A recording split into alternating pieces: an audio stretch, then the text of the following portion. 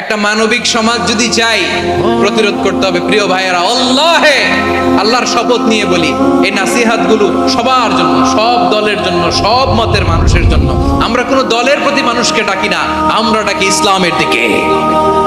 সব দলের, সব মতের, সব মানুষদেরকে আমরা আহ্বান জানাই, আসুন আমরা একটা সুন্দর সমাজ বিনির্মাণ করি। এই যে নতুন বাংলাদেশের এক সুযোগ এসেছে, আর জীবনে হয়তো আসবে না, সামনের 100 বছর এই সময় আসবে না। আসুন দেশটাকে আমরা সাজাই, আসুন আমরা দুর্নীতি বন্ধ করি, আসুন আমরা চাঁদাবাজি বন্ধ করি, আসুন আমরা দখলদারিত্ব বন্ধ করি, আসুন আমরা এক দল আরেক দলকে নিশ্চিহ্ন করার যে রাজনীতি, এটা বন্ধ করি।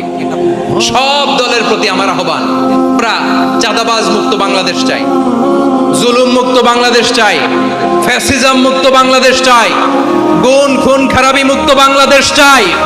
আমরা নতুন ভোরের বাংলাদেশ চাই।